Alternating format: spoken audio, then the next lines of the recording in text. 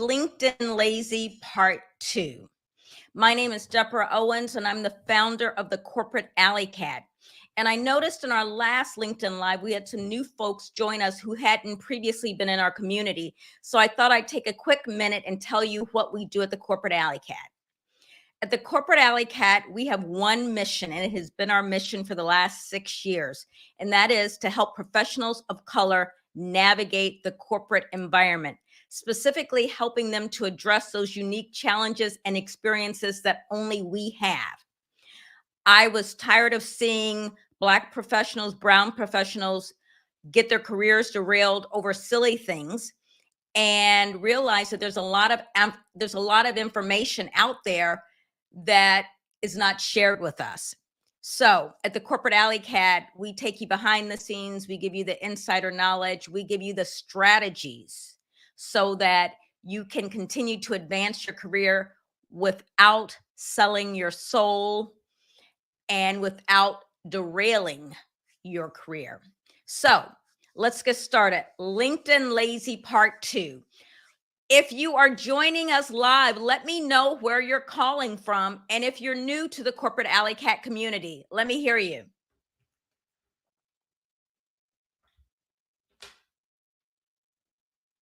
All right. So now what we're going to do is I am going to jump into an email that I received in my LinkedIn messaging. And if we can pull up that first slide. All right, so this is a message that I received December 26th, 2019. And it says, "Hi, Deborah. My contract with NYCHA ends December 31st. Do you have any AD positions you're looking to fill in New Jersey or New York? I've attached an updated resume." So one of the things I want to make clear is I am just using this email as a demonstration, right? I'm not going to talk badly about this message, but I'm going to talk about how this message could have been more effective. So let's start with the obvious. The first thing you notice on the slide, and if we can put it up one more time, you'll notice that there are some acronyms in there that one I am not familiar with. You notice that they are asking me about AD positions. There is absolutely nothing on my profile that references audio visual. They're asking me if I am looking to fill New Jersey or New York. Again, that's nothing that we've ever talked about on LinkedIn. And there's no connection here. This is the day after Christmas, which means that most people aren't even looking at their LinkedIn, hopefully. But this is a perfect example of, if I was to describe LinkedIn lazy, I would say this is a little LinkedIn lazy. Why? It's clear this person didn't read my profile. They are asking me to do something that I cannot do. They are sending it at the last minute. They're using acronyms. And this is a message that I didn't respond to. So fast forward 3 years, and I'm going to show you an email that I did receive. Hey, Katie, thanks for joining us. So if we could go to slide 2, Anna from Grand Rapids, thanks for joining us. If we can go to slide 2, I'd like to share. No, I'd like to go to the slide before that one. And that's the one that, nope. All right. So let me tell you guys what this message said that I recently received.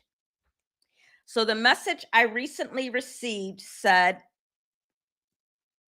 hold on, because I know we're live, but this is important.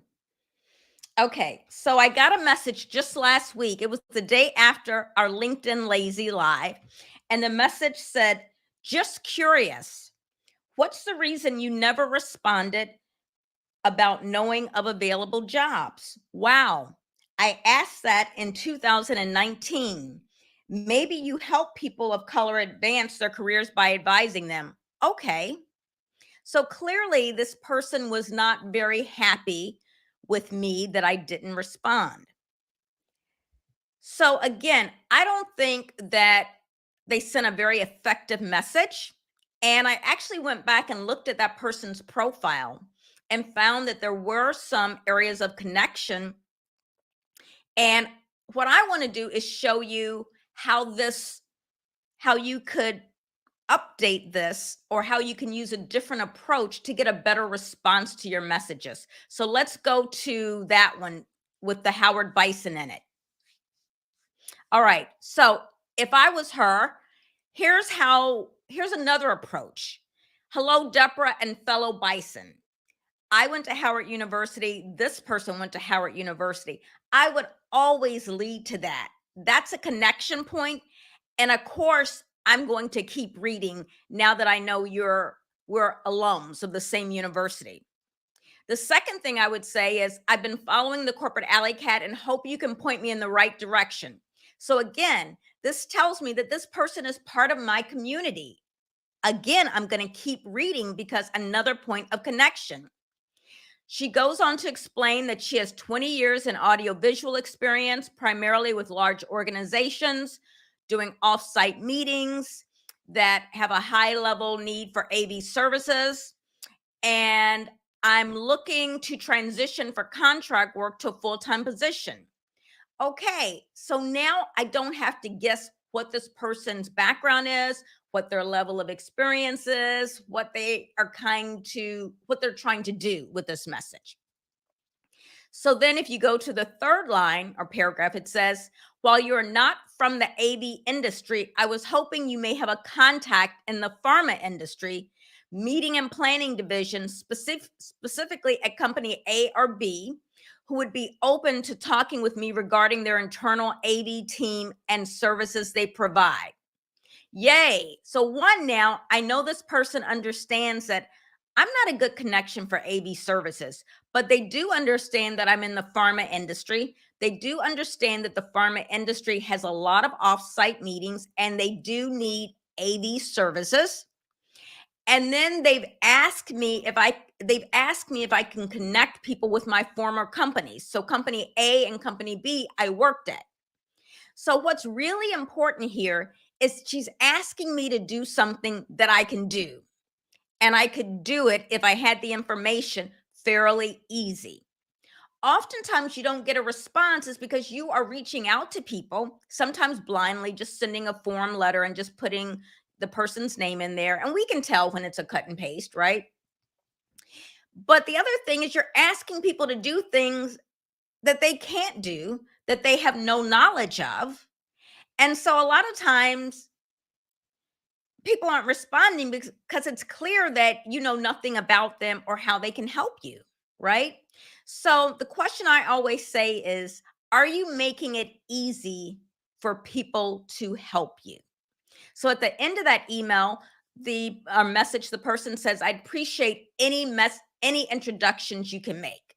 So now I know she's looking to see if I can connect her with someone who is in the pharma industry who may be involved in meeting services. Well, that's pretty easy. She's a Howard Bison. So she's part of our community. So I do know someone. So what I would probably do is reach out to that person really quickly or and ask if it's okay if I make a LinkedIn connection, and then I would connect them via LinkedIn. Easy. But as you can see, it takes work on the front end. Now, for those who are joining us live, can you see the difference in the two approaches and how spending a little more time on the front end, understanding your ask and who you're talking to is going to get you a better outcome? Hey, Eugene, anybody notice any difference? Thanks, Katie. So she's able to see the difference. All right, I'm going to show you guys another LinkedIn message I received. If we can go to that slide, please. I believe that's slide 3. So someone sent me a message and they said, hi, I'm trying to help my wife refresh her resume and get a new job as a case manager or nurse educator in pharma. Do you have any recommendations on resume templates I can use? Anybody have any thoughts? What do you think about this LinkedIn message? Any thoughts from anybody who's joining us? Just put them in chat. Or you can say, what do you think I was thinking when I got this message? All right. Here's what I was thinking. They are reaching out to me to see if I can provide a resume template. Well, all you have to do is put in case manager, or you could put in nurse educator sample resume, and guess what pops up? If we can go to the next slide, there are a gazillion examples of nurse educator, case manager resumes online. All you have to do is Google it.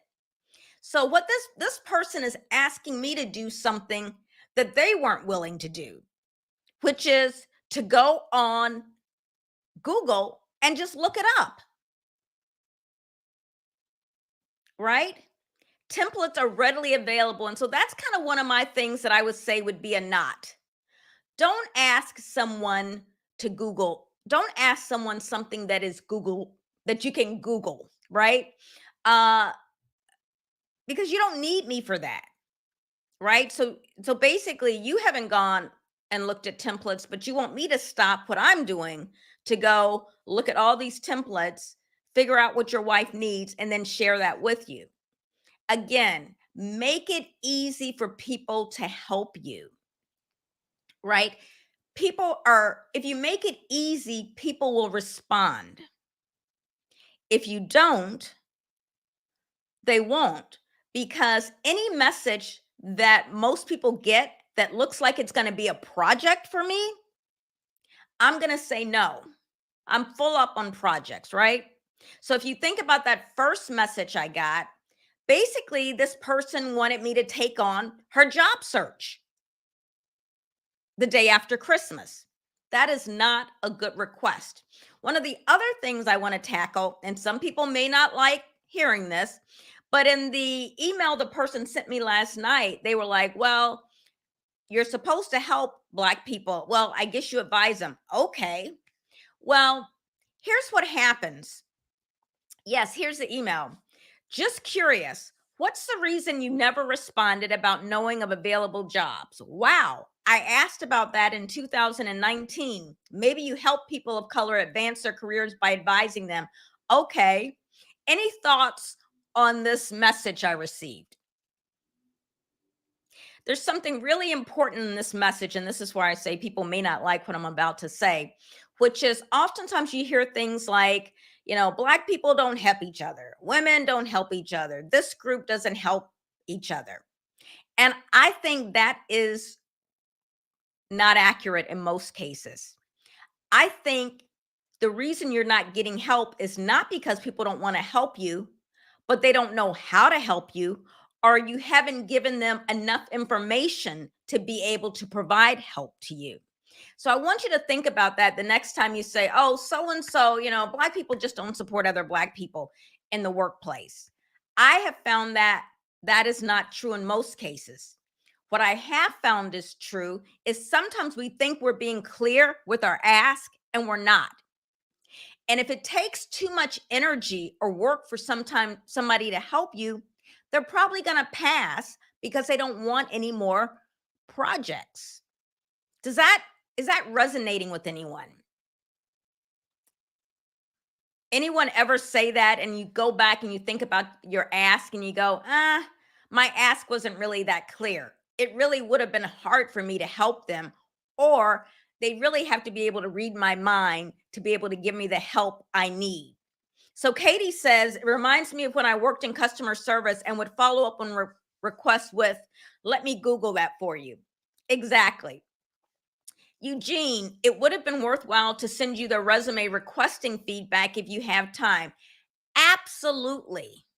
And the other thing is, there are a gazillion people on LinkedIn who do nothing but focus on resumes. I'm not a resume writer, right? So again, when you're reaching out to people on LinkedIn, are you reaching out to the right people? And are you reaching out to people who can give you the type of assistance you need? So at this point, you're wondering, okay, Deborah, well, what kind of people do you respond to? Well, let me show you. So I'm going to go to the next slide if we could. All right. So here's a message someone sent me. They said, thanks for connecting, Deborah. I've been a longtime fan of the work you do in corporate professional development. I'd love to speak with you or someone from your team about executive coaching. I'm a digital strategist at the director level in the DC metro area, and I've hit a bit of a plateau in my career since being laid off from my recent role. I've also struggled with insecurities throughout my career regarding my ability to lead teams, and I'm hoping Corporate Alley Cat can help me get to the root of my issues. At your convenience, would you be able to contact me about some of your services? I look forward to hearing from you soon. So I think we have Eugene and Katie on. What do you guys think about this message? So I will tell you that I responded to this message. That person did go on to become one of my clients. And that message was in 2018. And I'm happy to say that that person is now in a very high level position and is a partner in an organization, right? And there's nothing wrong with reaching out for help, but this person let me know that they were part of my community. They let me know specifically about their background and why they would need my services, and they let me know what they're struggling with. And then they ask for information about my services. So again, they don't want to just get on the phone with me and talk and get some pro bono consulting. So again, I don't mind when I can help and if it's quick and easy, but for something like this is a service because this takes time. And that person recognized this. So that person became a client. They've been doing extremely well. And funny thing, every now and then when we get together, I will pull up this message and say, do you remember this? And look at where you are now in those 4 short years. So asking for help is a good thing to do. And she's asking me to do something that I can do. So, does anybody online have any questions about LinkedIn messaging or how to kind of get out of being LinkedIn lazy? While you're typing that into chat, I want to let you know that next Thursday we will not be doing a LinkedIn live, but we will be doing our career advancement challenge. And it is a free challenge. It's 3 days. It's April 26th, 27th, 28th. That's Wednesday, Thursday, and Friday at 12 o'clock. And we're going to go over organizational savvy. We're going to go over strategic relationships and managing feedback. So you may say, hey, can I really advance my career in 3 hours? Well, I will tell you it's going to be the kind of setup where you're going to get out of it what you put in. But yes, can you get at least one nugget from our free challenge that will allow you to impact your career right away? Yes. So if you are free, join me. If you'd like a link to join the free challenge, put your name in the comments below and we'll make sure that we send it to you. And if there are no more questions, let me go to the last slide. And this is our LinkedIn toolkit. So if you're looking for templates, these are really kind of cut and paste to get you started. Go to this link and we will send you a toolkit with, I think we have 3 or 4 different templates that are designed to help you get better outcomes with your LinkedIn messages.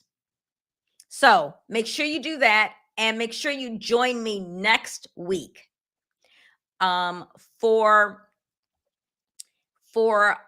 the free challenge. I'm got a brain freeze right there. And then if you didn't watch the previous LinkedIn Lazy live that we did last week, make sure you take a look at it there. And if there are no other questions, it's been great chatting with everybody. This is Deborah Owens, Corporate Alley Cat. Stay scrappy.